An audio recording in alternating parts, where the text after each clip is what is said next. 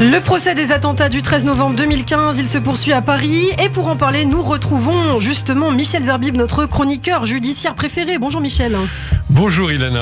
Alors hier Michel, au Palais, une audience très attendue, l'audition d'une enquêtrice de la DGSI qui est revenue sur le parcours des frères Klein. Et oui, ces frères toulousains, cadres de la propagande de Daesh. Ils seraient morts en 2019 en Syrie, mais ils sont tout de même jugés aujourd'hui. Oui Ilana, ce sont ces hommes qui, dès le 14 novembre 2015, avaient revendiqué les attentats de Paris dans un message audio, on s'en souvient.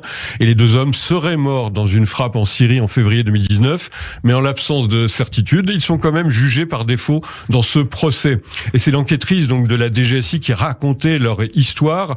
Jean-Michel Klein et Fabien Klein, toulousains originaires de La Réunion, sont issus d'une famille radicalisée de longue date, ce sont des convertis, et ils étaient des cadres de la propagande de l'État islamique. Leur voix était formellement identifiée dans le message de revendication posté par Daesh au lendemain des attentats du 13 novembre.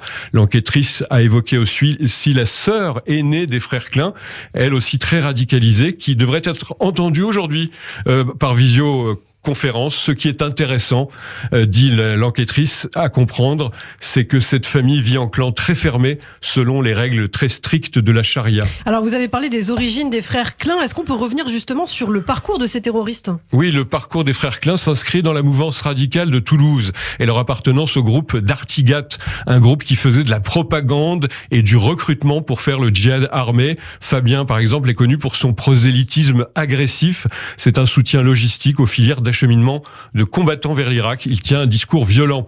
Les deux frères nagent en ligne sur un forum extrémiste bien connu sur lequel circule cette formule. Le djihad médiatique est la moitié du combat. Ils ont compris très rapidement l'utilité du djihad médiatique, dit l'enquêtrice. Et puis cette enquêtrice de la DGSI a aussi parlé de leur situation judiciaire qui était assez largement connue quand même. Absolument. À son retour en France, Fabien est notamment mis en cause dans le dossier d'Artigat, la filière toulousaine. Incarcéré, il va continuer ses activités de prosélytisme en prison. Son frère, lui, va minimiser ses actions, se faire oublier. Dans ce dossier, il sera relâché. Jean-Michel, lui, quitte la France en 2014 pour la Syrie, en passant par l'Espagne. Et là, sa famille va le rejoindre quelques semaines plus tard. En 2015, il commence son activité de revendication et de menace envers la France, notamment via, on en a déjà parlé, Ilana, les anachides, ces chants répétitifs, galvanisants qui rendent sacré un combat armé, c'est ce qu'explique l'enquêtrice. Et dans l'anachide de revendication de l'attentat de l'Hypercacher, commis par Koulibaly en janvier 2015, Anne Diana Klein reconnaîtra la voix de son frère, montrant que l'homme se chargeait déjà de la propagande de l'EI, de Daesh à cette époque. En août 2015, tout le clan Klein s'est reformé en Syrie, et donc la revendication des attentats du 13 novembre est passée par un anachide chanté en français par Jean-Michel et lu par Fabien. Alors on parle de Daesh, ils étaient membres de Daesh. On sait, Michel, que les frères Klein étaient importants pour l'organisation terroriste. Les cavaliers des médias sont tombés au combat, c'est ce que déclara Abou Bakr el-Baghdadi, donc le chef de Daesh, dans un discours à la suite de leur mort supposée en 2019. Il y a eu bien sûr, comme toujours, l'intervention du président, ensuite de l'avocat général, et sont venus l'heure des avocats des parties civiles. C'est d'abord maître Samia Maktouf qui cherche à comprendre pourquoi Fabien Klein n'a pas été interpellé alors qu'il se préparait à partir en Syrie début 2015 et qui a fait même des crédits à la consommation pour acheter du matériel audio.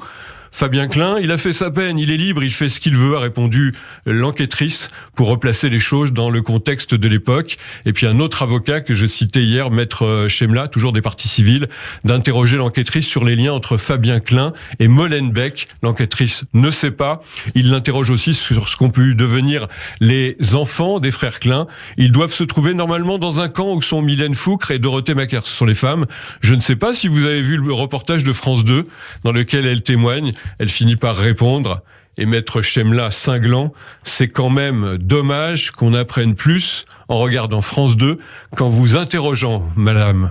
Merci beaucoup, Michel. À noter que tous les membres opérés de la famille Klein font l'objet actuellement de mandats d'arrêt en France, qui n'est pas vraiment pour rassurer. Merci, Michel. On vous retrouve demain matin. Une chronique à retrouver, bien sûr, en podcast sur notre site internet radioj.fr et en vidéo sur notre page YouTube.